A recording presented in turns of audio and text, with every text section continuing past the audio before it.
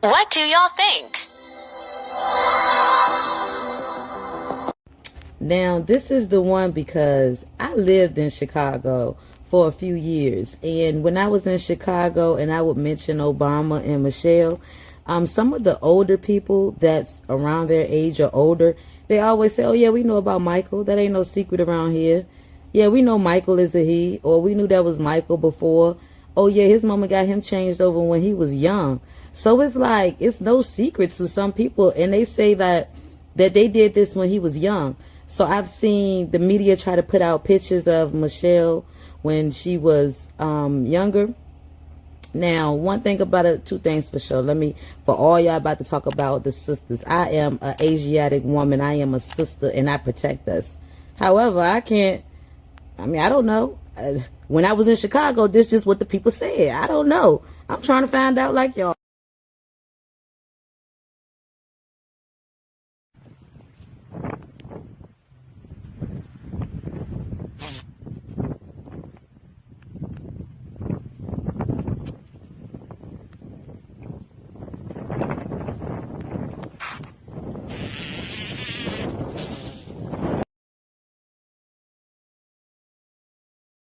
A friend saw this while flying over Nevada. Can anybody explain what this is? I think Left Eye's death is one of the eeriest deaths for the fact that there's a whole documentary leading up to her death. And she had said that she felt like she was going to die. There was actually a little kid that had passed away with like the same last name as hers. And she said she believed that like that was meant for her. And like she went out to Honduras to go study Dr. Sebi. And there's a whole theory that if you study Dr. Sebi, something's going to happen to you because he's very into like a lot of natural stuff and believe that he found the cure for cancer and believe that as someone who had it, that would be very profitable because they make billions and billions off of chemo each year. So if they could say, oh yeah, we could help cure this or prevent this with some, I don't know, olive oil, obviously pharmaceutical companies and other things would just like decline. So a lot of people said she was supposed to bring all this knowledge back here and that was supposed to be what's going on, but obviously she didn't make it back. And she even said she didn't think she was making it back from Honduras. So her whole death is just like she knew it was coming, and that's kind of eerie to me. If you could watch all 3 of these Netflix documentaries and not worry about the world we're living in, something's wrong with you.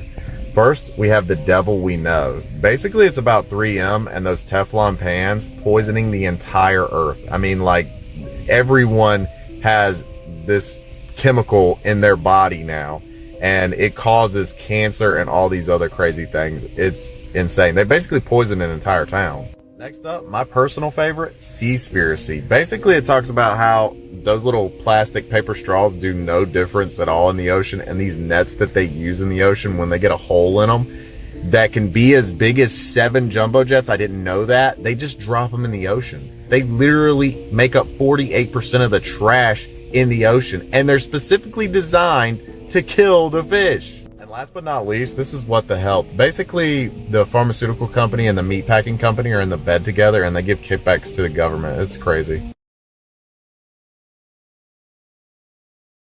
Station has taken an unexpected turn. The astronauts doing the spacewalks will now be wearing snorkels after the last astronaut to perform the spacewalk nearly drowned when his helmet filled with water. Let's get to... But just my gut inside me said, that's my dive buddy, and I should be with my dive buddy. That's my dive buddy, and I should be with my dive buddy. But the last spacewalk ended with Italian astronaut Luca Parmitano nearly drowning in his helmet after it started filling with water. Water is in his eyes now, and it seems to be increasing. Fellow astronauts quickly pulled him back into the station. When they did, water poured from the helmet.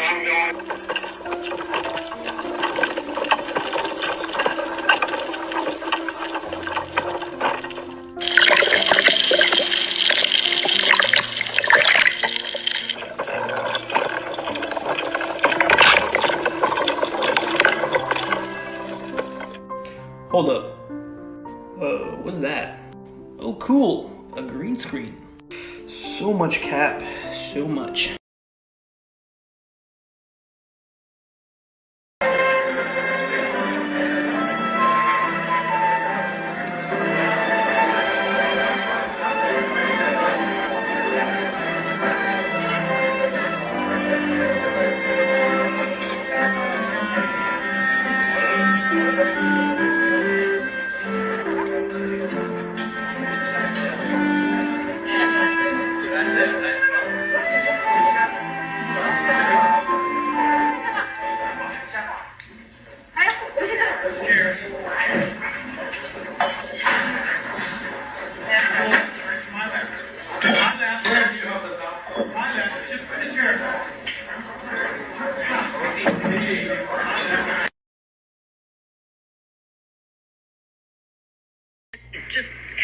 for a second.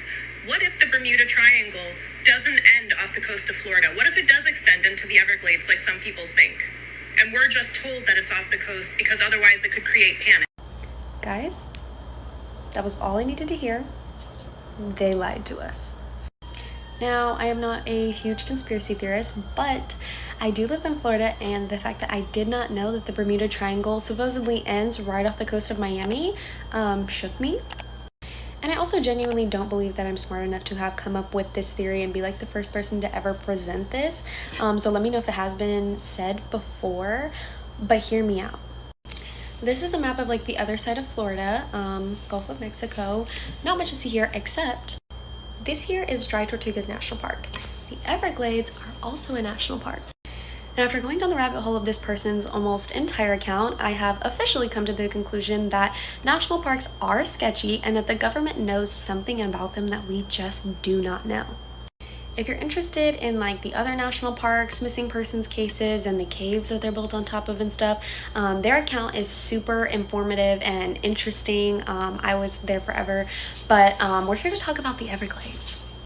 So my main theory is that the Bermuda Triangle does not end off of the east coast of Florida in Miami like how this one says, but it ends off of the west coast of Florida in Dry Tortugas National Park, and it would be almost the exact same angle up to Bermuda. I'm not a scientist, again this was hand drawn, but like just looking straight at it you can see that the angle is fairly similar, and if it did in fact end/start over here in Dry Tortugas, this angle would include the Florida Everglades as part of the Bermuda Triangle. So just for a little further clarification and to be a little bit more exact, I guess, I went to my maps and typed in Tortuga National Park, which is where that green tree is, the circle, and then Bermuda, which is where that red pin is, and then I overlaid the picture that I've been using of the Bermuda Triangle over top of it. And I made sure first that Florida was the exact same size, so you can't really see, you know, that part of it, but Florida was the exact same size, so this should be the correct angle and measurements and everything. And I just scooted the picture over to make the Bermuda Triangle end or begin over at Tortugas, and you can see that the angle would end almost exactly in Bermuda, just like before. So does the Bermuda Triangle include the Florida Everglades? Did they lie to us so that we wouldn't freak out? I live in Tampa.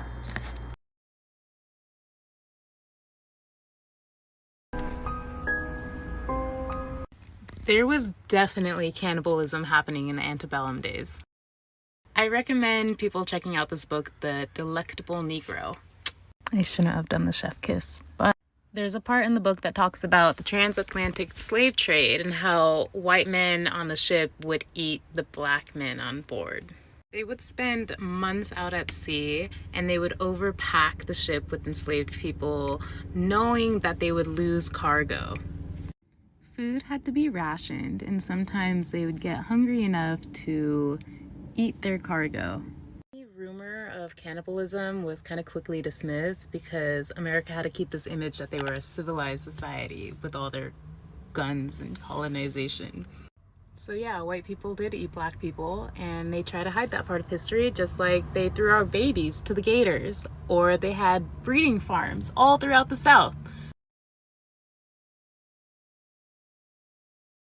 This teacher was threatened by the military to keep his mouth shut about a UFO that he saw, along with 200 other students. On April 6, 1966, in Melbourne, Australia, in an ordinary suburban school, a science teacher by the name of Andrew Greenwood was one of the many people who witnessed a UFO. It was around lunchtime, and students and staff went outside for their usual midday recess activities. Little did they know that at this very moment, they'd get themselves in a little bit of a sitch, especially teachers and staff. As the students pour outside into the oval recess area, hundreds, yes, triple digits, hundreds of kids look up and notice a UFO flying overhead before it disappears into a nearby grassy plantation area known as the Grange. Andrew Greenwood, the science teacher, described the object as grayish silver in color and almost cigar-shaped and cylindrical in nature, a common description of UFOs seen all over the world. Anyway, some students decided to follow the UFO into the Grange. As the kids ran towards the UFO, they never managed to see it on the ground, but they did get there just in time to see it take off. They ran over to where the UFO landed, and to their surprise, there was a mark on the ground with a circular imprint on the grass, which was about knee-high in that area. Soon after the object took off, many students and staff saw the UFO being chased by military aircraft.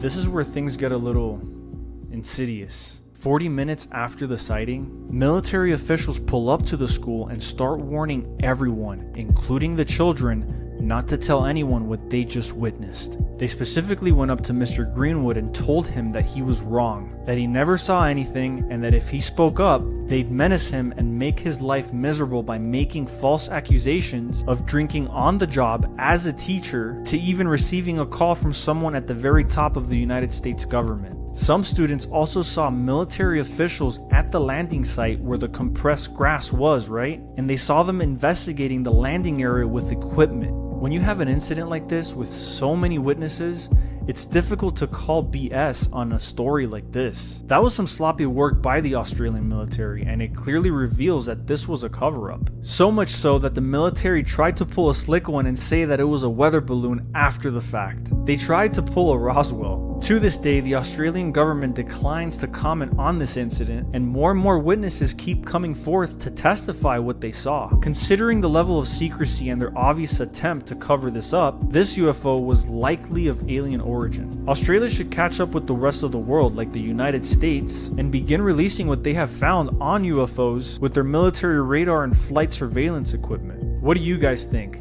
Do you honestly think that over 200 children and teachers would lie just for clout? Drop it in the comments, and as always, keep it adrenalous. Recently, I've noticed a disturbing trend. Every morning I walk this road and pick up any debris. Lately, I found an abnormal amount of nails and screws. At first, I really didn't think much of it.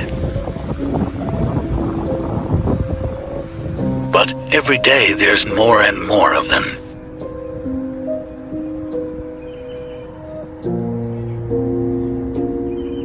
They almost seem to be spread around evenly, with many of them kicked to the curb by traffic. I only find them on one section of road behind one store.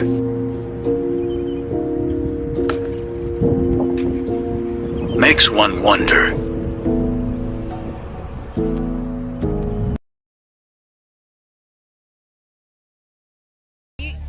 If your ultimate goal is to be famous, then you're gonna do a lot to get there, like sign your name in blood in a contract with the devil. You're doing really well now, but didn't you release a CD like almost 10 years ago? Yeah, I mean, I released a gospel record when I was 15 because I grew up in, a household where all I ever did was listen to gospel music, and my parents are both traveling ministers, and so I kind of sang about, what was going on in my life at 15, and that's how I got introduced to the music industry. I swear I wanted to be like the Amy Grant of music, but it didn't work out, and so I sold my soul to the devil.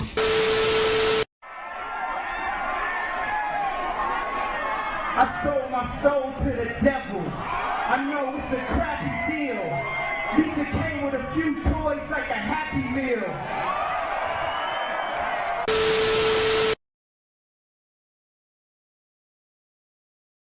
This is the United States Patent Application publication number for walking through walls. Now, this is not some piece of fancy gear you can just slap on and boom, you can walk through walls. No, this is a training program.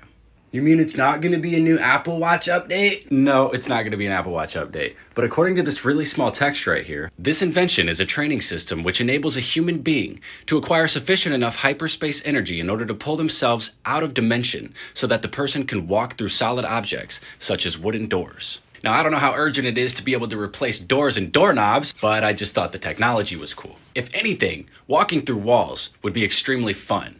But what kind of use do you think that humanity has for it? Let me know in the comments.